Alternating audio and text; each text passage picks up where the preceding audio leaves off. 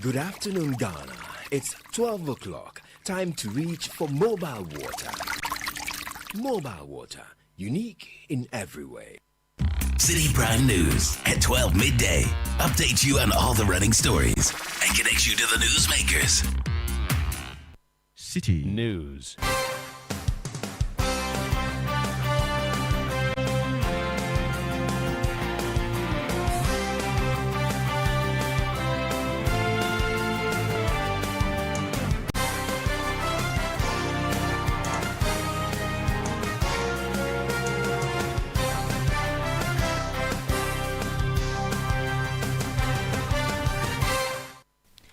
And welcome to the Citi Prime News live from our studio at number 11, Dr. Martin Loop in Adabraka, Accra. I am Ejubi Wiafe Akenting. Coming up, President Mahama blames neglect of basic education for poor WASSCE performance.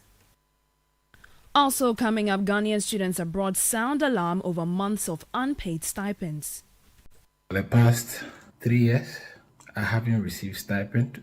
Last year, I had to be withdrawn from the university due to lack of tuition payment, and I had to reapply because the Home Office cancelled my visa. Meanwhile, students petition UK mission as scholarship arrears pile up.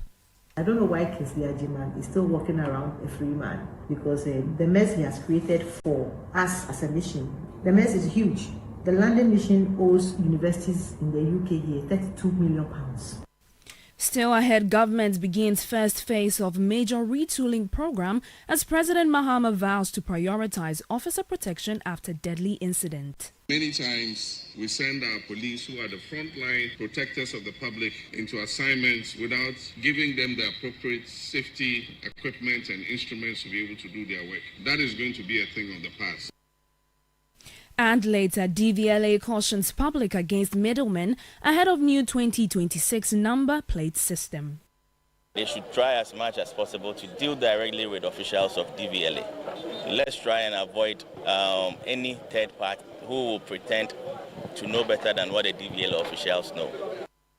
We are live on all our affiliates across the country. In the Western region, tune into Premier 100.5 FM, Sky Power 93.5 FM and Beach 105.5 FM, all in Takrade. In the Bono region, we're live on J Live 95.5 FM in Sunyani.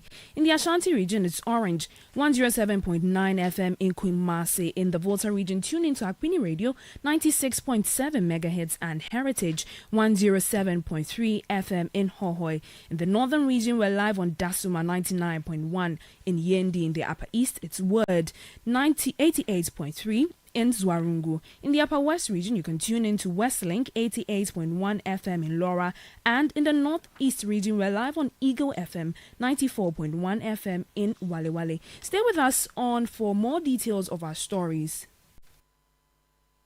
Citi Prime News at 12 midday. Update you on all the running stories and connect you to the newsmakers. Now to the details of our stories. Chief Justice Paul Bafuboni says housing remains one of the biggest challenges confronting the judiciary. According to him, many judicial officers and staff struggling to secure affordable accommodation, with some even renting from people involved in active litigation, a situation, he says, undermines their work. Speaking at the Judicial Service Staff Cooperative Union annual general meeting, the Chief Justice praised JUSAG for acquiring 2,000 acres at Corridor Bay for the planned judicial city estates. You realize that in most cases, when courts are built, they build the residence for the judge or the magistrates, forgetting that apart from the judge or magistrate, there are going to be more than 20 other persons working there. So you find registrars, court class, posted to areas where they can't even have access to accommodation. Yes. They live in houses owned invariably by persons who turn out to be litigants in their courts. And it becomes a very important, a very difficult situation. You heard Chief Justice Paul Bafuboni praising JUSAG for acquiring 2,000 acres of land at Kodiabe. Away from that, the Judicial Service Staff Association of Ghana says 3 decades of advocacy have finally paid off as the new constitutional instrument on conditions of service for judicial staff has matured into law. JUSAG President Samuel Afote, speaking at the association's annual General Assembly, said the CI will strengthen welfare and improve working conditions. A team led by our hard-working General Secretary, Mr. Abdullah Yakubu, undertook extensive consultations and submitted proposal to so comprehensive that the Judicial Council allowed us to undertake a full redraft. Justice Gabriel Scott Poorman, who chaired the review committee, worked closely and constructively with us. Although the CI gained approval from the Judicial Council and received support from the Subsidiary Legislation Committee of the 8th Parliament, events beyond our control prevented its laying before Parliament dissolved in 2024. With a new government in place, a new Attorney General, we were once again required to restart the process. The acting Chief Justice at the time he gave us his full support by leading us to the Jubilee House to have some interactions with the Chief of Staff and then other dignitaries at the Office of the Presidency in May 2025. And in that same May 2025, we had secured presidential approval from His Excellency John Dramani Mahama. You heard President for JUSAG Samuel Afote. Now, the Driver and Vehicle Licensing Authority has warned vehicle owners to avoid middlemen when accessing DVLA services. The caution comes as the authority engages stakeholders ahead of the new vehicle registration number plate system taking effect in January 2026. At a meeting in the Ashanti region, officials said the new system will provide data accuracy, reduce fraud, and enhance road safety. Deputy Chief Executive of the DVLA, Foster Kwesi Asante, advised the public to deal directly with DVLA staff. This new registration system, they should try as much as possible to deal directly with officials of DVLA. Let's try and avoid any third party who will pretend to know better than what the DVLA officials know. So if you walk in here to do your registration, kindly walk to the customer service seat or center, seek information. They will give you directions as to what to do and where to go and when to come for your number plate when the time is due. We intend registering the unregistered vehicles as well as vehicles of government institutions and agencies from January 2026 to April 2026.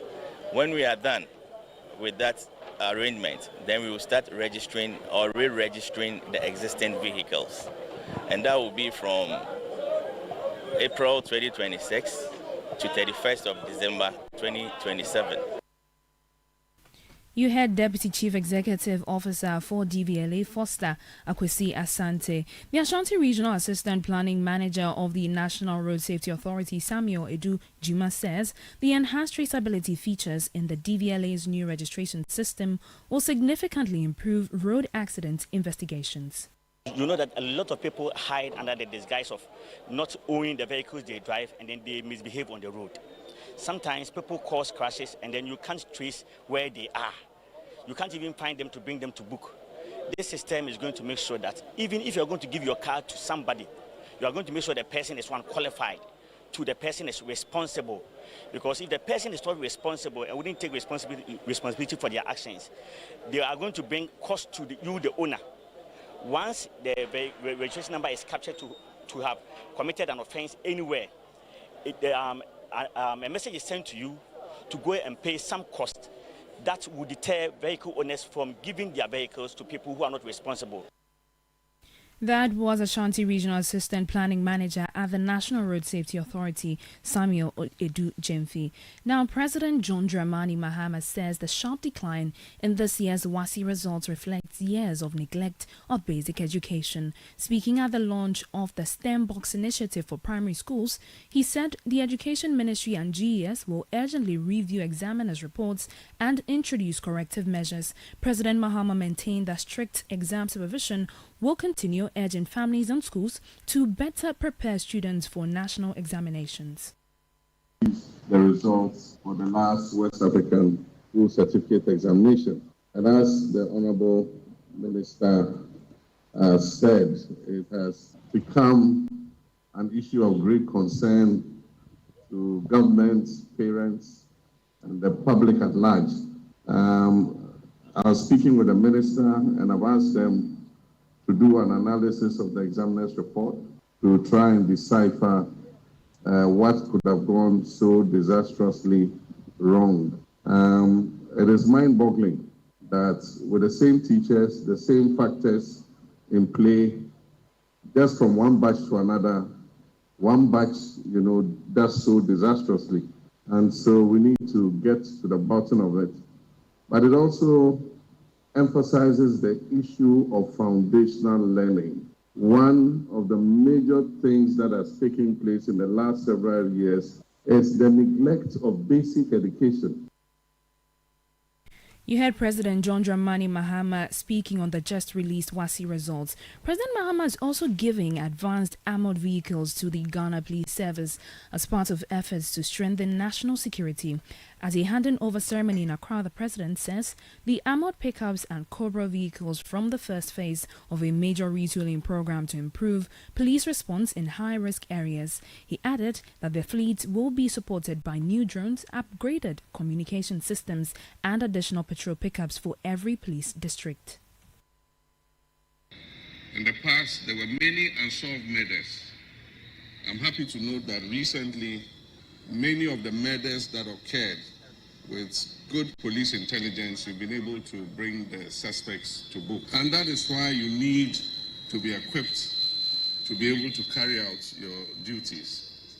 These 40 vehicles are just the first batch. By the end of this month, you receive 2 tow trucks. You will also get 10 covert operational vehicles that I have been cautioned not to talk about. It's only you who know you have them.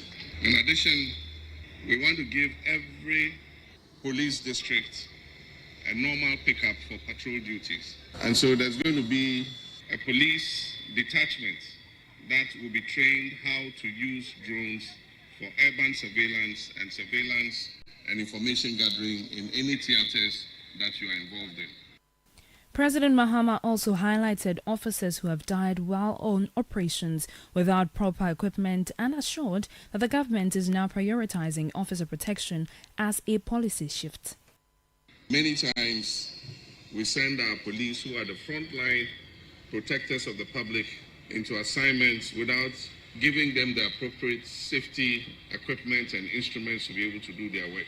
That is going to be a thing of the past. We will give you the right instruments so that as you do your duty, you also are safe and are able to come back to your families. Many men have died in the line of duty just because they were not properly equipped for the assignments that we asked them to do. And so government will ensure that that becomes a thing of the past. You heard President John Dramani Mahama. Meanwhile, Inspector General of Police Christian Tete Yohuno says enhanced intelligence gathering is helping the police service crack major robbery and murder cases. In addition to several robbery attempts that have been foiled through sustained intelligence operations, we have successfully arrested suspects who operated under the illusion that they could get away with crime. Suspects behind the rural bank robberies, the robbery of Radiance filling station robbery at Infasatia, attacks on mobile vendors, the wine and bullet serial murders, vehicle theft syndicates, fake online food delivery platforms, just to mention a few. In all these cases, our response was decisive and effective, and all these suspects are currently before the court. Ladies and gentlemen, the IGP also assured that the new vehicles will soon be used for targeted operations nationwide. These vehicles are going to completely change the face and dynamics of police operations. With these vehicles, we are going to launch very bold, robust, and targeted operations throughout the country. We will dismantle any existing criminal networks, most of whom have gone into hiding due to our intensified activities against them. Let me use this opportunity to send a strong word of caution To persons who have decided to disturb the security of this country, we are coming for you. You can run all you want and hide wherever you wish, but we will surely get you. You heard the Inspector General of Police, Christian Tete Yohunu. The Ghana Police Service has released Democracy Hub member Wendell Nanayao Yeboah after a week in CID custody. He was arrested following a petition by 3 regional ministers accusing him of making false and damaging Galamsey allegations. The petition filed on November 26 called for a full investigation into his claims. His lawyer, Oliver Bakavomowo, confirmed the release, saying the legal team worked tirelessly to secure his bail. This is still the Citi Prime News. Still ahead, Ghanaian students abroad sound alarm over months of unpaid stipends. We'll be back with details of the story. Citi Prime News at 12 midday. Update you on all the running stories and connects you to the newsmakers. This Christmas Eve, skip the ordinary and step into the extraordinary. Welcome to the Situation All White Party 2025, where the music never stops, the energy never drops, and the fun never ends. Celebrating grand style with great music, irresistible food, and an atmosphere that screams good vibes only. Date 24th December 2025. Venue Good Park near the Accra Mall. Time 8 p.m. till late. Dress code, it's an all-white affair. Get ready for electrifying live performances from Kofi Kinata,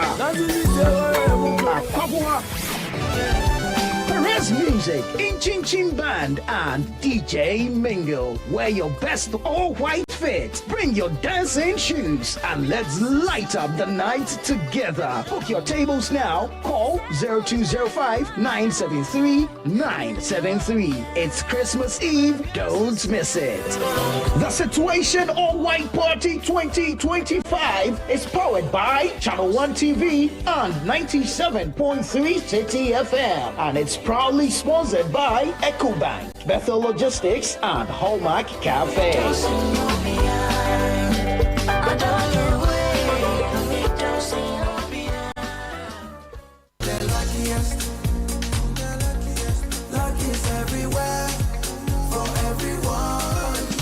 This year is going to be sweet. I don't just feel it, I know it, because the Luckiest Season 3 is back. And I'm about to show you how to grab your golden ticket. Just dial *712# and follow the prompts to purchase your ticket. Or go to theluckiestafrica.com, hit community tickets, and pick your lucky number. Or let the system do its magic. Choose how much you want to spend from 1 to 5,000 Ghana cedis. You can even buy a ticket for someone else. Be someone's hero. Payment? Easy. Mobile money in Ghana or card if you're international. One ticket can turn 1 CD into 500 times more. That's maths we love. Or your community could win 10 times more. So let's get lucky together, because luck is everywhere. Play responsibly, not for persons under 18 years. This promotion is regulated by the NLA on the Caritas platform. Citi Prime News at 12 midday. Update you on all the running stories and connects you to the newsmakers. You're welcome back to the Citi Prime News. Now, Ghanaian students studying abroad say their living conditions are worsening as government funding meant to support them has stalled for several months. Many report struggling to afford food, transportation, rent, and academic materials, with some forced to rely on friends or take on informal work to survive. I found this report on how the financial delays are affecting students in the United Kingdom and Cuba. What once seemed like a promising chance to pursue higher education abroad has become a major struggle for many Ghanaian students. In the United Kingdom, PhD candidates sponsored by the Ghana Scholarship Secretariat face possible deportation and expulsion as tuition fees and stipends remain unpaid. Their monthly allowances ranging from £1,023 to £1,200 have also been delayed for months, leaving some unable to pay rent, buy food, or cover transportation. For the past 3 years, I haven't received stipend. Last year, I had to be withdrawn from the university due to lack of tuition payment, and I had to reapply because the Home Office cancelled my visa, and I had to apply with my own money. These are monies that friends and loved ones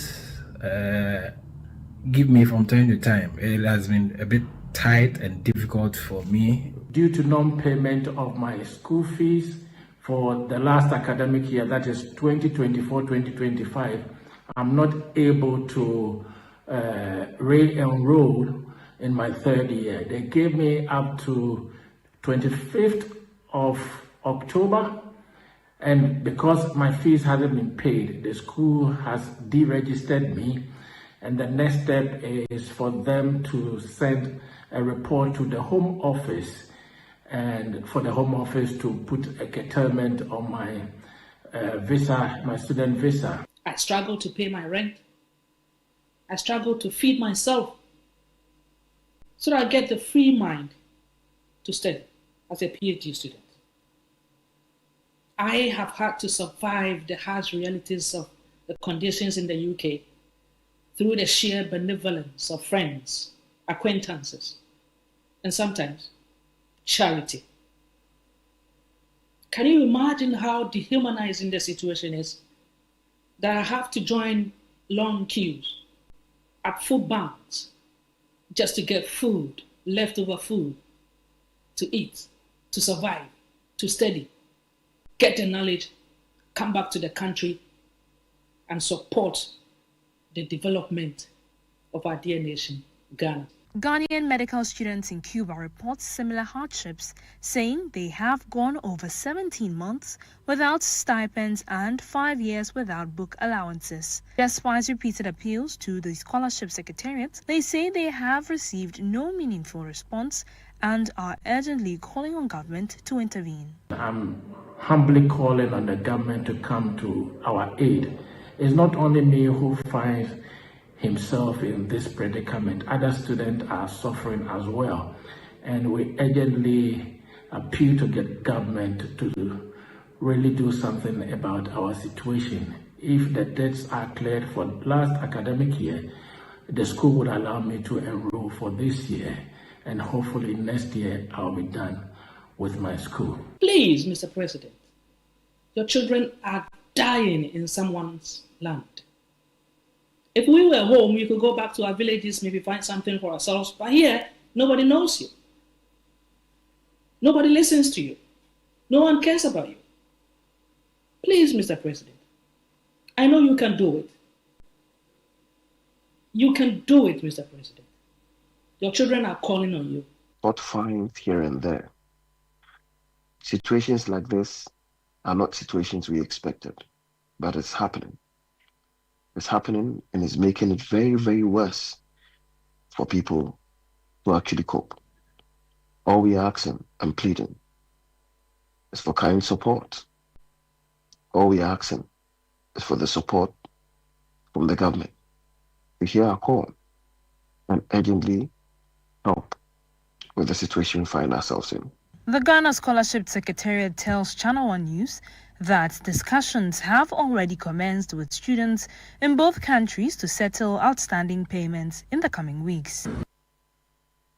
That was a report on how financial delays are affecting Ghanaian students in the United Kingdom and Cuba. Let's stay a little more on this because Ghana's High Commissioner to the UK, Saba Zita Benson, says government is tackling a major scholarship crisis affecting Ghanaian students abroad. She revealed that Loughborough University is owed nearly £500,000 in unpaid tuition for 17 students dating back to 2022. Saba Zita Benson blamed the situation on former Registrar Kingsley Ajiman for issuing award letters without payment. I don't know why Kingsley Ajiman is still walking around a free man, because the mess he has created for us as a nation, it's not just us, it's for us, it goes to you as well. The mess is huge. The London Mission owes universities in the UK here £32 million. That's way above the budget that even next year the Scholarship Secretariat has been awarded. So my question is, Mr. Ajiman knew that he did not have budget to pay these fees, but he was issuing award letters. Why would he do that? Why would he put young people through that? You know, he sat in his office and just signed away, because this thing that we're here today, you were awarded a scholarship in September 2024. NDC was not in power. He awarded it. And even in September 2024, he didn't pay. He gave you the letter, come, and then you go here, and he never paid your tuition. It's a master's program for 1 year. So off payment should settle it. For 2021, the entire UK, we owe 133,000 pounds. Who was dishing it out? And what I've heard from some of the students is that these award letters were even being sold for as much as 10,000 pounds. That was Ghana's High Commissioner to the United Kingdom, Sabazita Benson. Away from that, the Wejagbawe Municipal Assembly has begun fencing all public schools to curb encroachment and improve student safety. Municipal Chief Executive Felix Odate Lamte says assessments show that fenced schools record better examination performance, while unfenced schools suffer frequent distractions. He noted that the project will start with the Weja Methodist Basic 1 and 2 schools, after which all public schools in the municipality will be fenced to enhance teaching and learning. As we are here, you can see the children running around the compound, moving outside the jurisdiction of the school boundaries, without any control, without any proper protection and whatever. So you may think your child is at school, but maybe your child is outside school because the school is not fenced. When it happens that way, it even brings the level of education down. And that is one of the reasons why when you check the BEC results, most of our public schools here, especially Ubrogo, Weja, records the lowest when it comes to the BEC. Even the public ones that are fenced, like the New Bawi cluster and the Bawi cluster, their performance is a little bit, but the ones that are not fenced across. So our feasibility and our survey shows us that, with the education director, shows that those that are not fenced are having this challenge when it comes to the quality of education and performance at the end of their JHS examination. You heard Municipal Chief Executive for the area, Felix Odate Lamte. Now, the National Coordinator for the District's Road Improvement Program, Nilante Vanderpoel, is urging government and the PURC to reconsider the newly announced utility tariff increases. While acknowledging the need to fund utility providers, he stressed that consumers must not be overburdened amid current economic difficulties. Speaking on Channel 1 TV's Breakfast Daily, he warned that the hikes are expensive and will worsen hardship for ordinary Ghanaians. They must look at it, because if for 1 quarter, 9% adjustment, 15% is extremely high. It's extremely high, and I think that we must look at it again. I think that even though they are autonomous, they are independent body, it is about citizens of this country.